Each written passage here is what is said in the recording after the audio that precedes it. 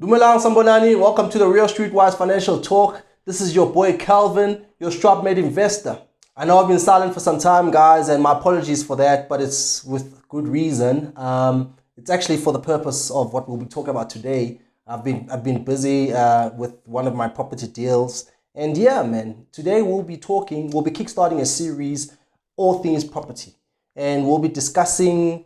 Basically, over the next couple of episodes, next couple of weeks, we'll be discussing as much as we can on what I know about property, guys. I want to try and give you as much knowledge, share with you, so that you don't make the same mistakes that I've made. So, welcome.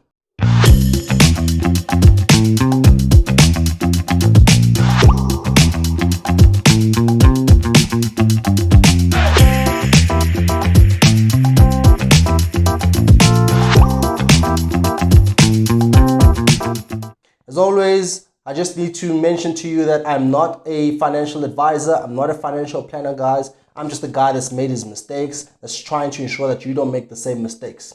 Another thing, please note that this channel is sponsored by Click, our friends at Click, exciting company. Please check them out, follow the link. And last but not least, please don't forget to hit that subscribe button, guys. Subscribe so that we can learn together, join the journey, and let's make things work for ourselves. So before Scala, I'm just going to give you a quick background of my property journey, how I got into it, the mistakes I made, and how I got to where I am now, right? I toyed around with the property idea, my business partner and I, and she's still my business partner even today, but we toyed around with the idea back in 2015, where we had the passion, we had the love for property. We didn't have the knowledge, but we had the love for it. So we decided, listen, let's make this work, man. Let's go. Let's hunt. Let's go find our first property. And that's exactly what we done. Got into the car, started driving around looking for our first property. No knowledge, no nothing. No money in the account, nothing. Found our first property, applied for it, and guess what? Got declined. And the reason was that we didn't qualify. Affordability was terrible. We didn't earn enough, which was fine. Because at the time, both of us were working for the same company, so we literally did not earn enough. So, but we asked, what can we do to solve the situation? Because we're not going to give up. Like, okay, find a way to boost your affordability, and that's exactly what we done. We went and we found a third partner whose salary came and together lumped up with ours, improved our affordability. We applied for the next property, and guess what? We got an approval. We got our first property, which was an apartment out in Richmond, not far from Wits University and UJ. So back then we did not have a strategy, guys. I will not lie to you. Everything was emotionally based. It was an emotional decision, emotional step. But what we knew is that we need to start. The rest we'll figure out as time comes, but starting was more important to us than anything else. The investment turned out to not be a good investment from an investment point of view, but it turned out to be great from a lessons point of view. Because guys, I say you never lose in life. You either get successful or you get the lesson, but you never lose. I don't see anything as a failure. Anything that I get into is never a failure. I'm taking the lessons out of it, guys. So that's exactly what we done. So it was a terrible investment because we were shocked to find out that there's such thing as levies. Honestly, I did not know anything about levies at the time. I did not know anything about rates and taxes. So our calculations were, again, not in any piece of paper in our minds. We calculated the fact that a bond is going to cost so much, we're going to get so much for rent, and the rent is going to cover the bond. And that's where we left it. Then the property registers, and then we find out that there's such thing as levies and there's rates and taxes. Then we realized we were actually cash flow negative. We were making a loss, right? That then forced us to go back and define a strategy. We then, because of the mistake that we made and the money that we were losing, forced ourselves to go back and say, okay guys, what the hell are we actually doing? Let's define a strategy now, because we're bleeding money now. Every single money we have to subsidize. We have to come together, take out money to subsidize the shortfall in the expenses of the property. So we then shortly after that, we went and we found another property which was a multi-let. And the idea there was that because there's multiple income streams within the one property, it will subsidize the first property, right? Still, it wasn't educated. It was still an emotional move, but it played in our favor. We were lucky to stumble across that, right? Because that investment helped us define a strategy for ourselves. And that strategy ended up being multi-let with a focus on student accommodation, right? So that's what we done. And long story short, we then went back after getting into the space, after acquiring 2 properties. Then we went and we actually got the knowledge. We took the courses, attended the seminars, read the books, watched the YouTube clips, got ourselves a mentor who then came back and said to us, listen, your first investment was terrible. You need to sell it off. It was painful for us because it was our first investment, but we were like, listen, he clearly knows more than us. He's been in the game longer than us. He's making much more money than us. So we're going to listen to him. And that's what we've done. We sold off the property and we moved on, and we find ourselves where we are now, where, let's say, 8 to 10 property deals later, we have now refined our strategy, and our strategy now is on residential developments. And that's where we are now. And that's our property journey. That's my property journey in the past, 5 to 6 years, since 2015 pretty much, right? So you hear me speaking a lot about strategy, and that's the first thing that you need to understand if you're going to get into the property space, guys. You need to define your strategy. I cannot emphasize that enough. Strategy is so key, because if you get your strategy wrong, you're most likely not going to succeed and last in the property space, guys. And I guess that goes for everything in life. You get your strategy wrong, you're not going to go far, right? I mean, for me, clarity enables focus, and focus enables success. And your strategy enables you to have clarity, guys. So it's very key that you define your strategy. And to sum it up, there are 5 main strategies within the property space that you need to be aware of. And you need to choose which one you fit in before you get in, right? The first one is the one that we started off with, which was buy to let, where you're buying a single unit, you letting it out to a single tenant, and they're paying you rent, right?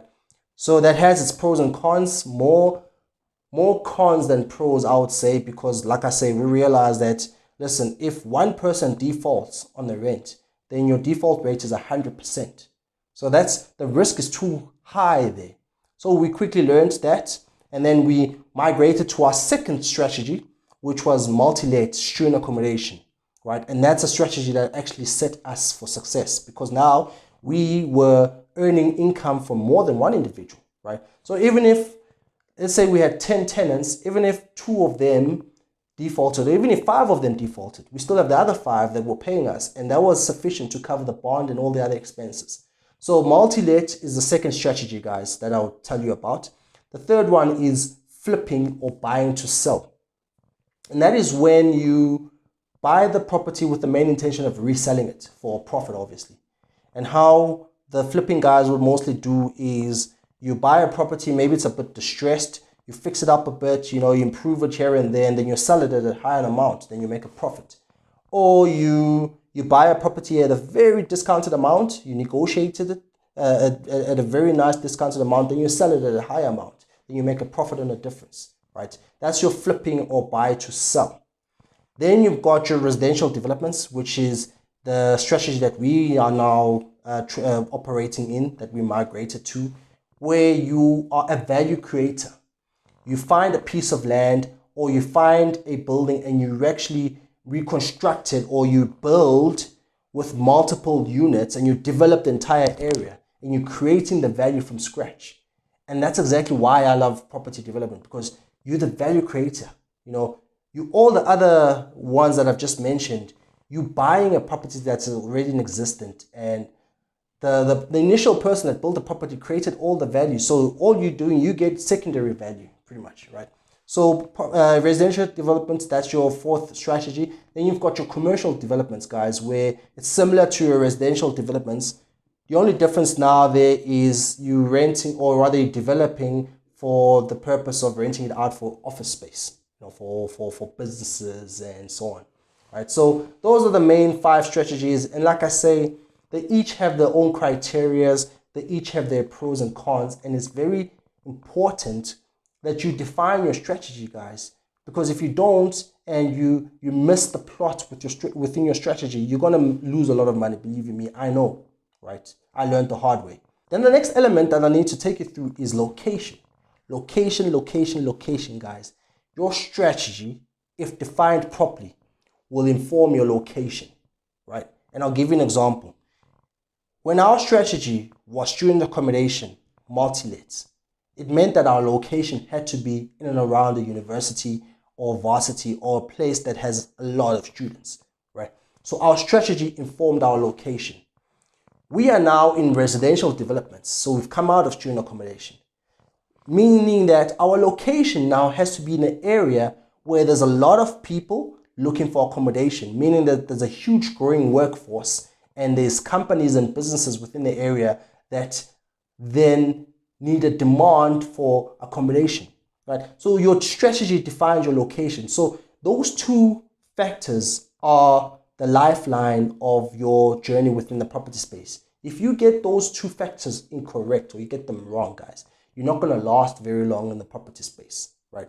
So I urge that you understand those two elements and make sure that you gear yourself up to understand what your strategy is and then understand where you want to be based in terms of location, right? And then the last thing, guys, is you need to start. Like anything in life, guys, I can give you as much knowledge as you need. You can literally read all the books, watch all the programs, attend all the seminars. But ultimately, if you don't start, if you don't put to action the knowledge acquired, then it's all useless, guys. So action is key, guys. You need to start. I've got a lot of friends. I love you guys, but I've got a lot of friends that talk about wanting to get into the space. You know, they've got all these great and wonderful ideas about, Calvin, we're saving as a group. You know, we've got a property stock file. We've got all these nice, theoretically correct systems in place, but they don't have a property to show for it. So until you get into the space, until you actually take action and you start, you're never going to realize the mistakes that you could have potentially fixed years ago, you know. So I say start, guys. The sooner you start, the sooner you make the mistakes, the sooner you can rectify them, the sooner you can move on, you know. So starting is key, guys. I promise you. Look at us, for instance. We started and then learned afterwards. And even though I would say it's better for you to start with the knowledge, but starting for me is ultimately the most important part of it all, guys. You need to start. It is key. I cannot emphasize that enough. So, thank you for joining me today. Once again, this is your boy Calvin. Again, do not forget to subscribe. And I look forward to the next episode where I give you more property information. Until we meet again, cheers. Thank you.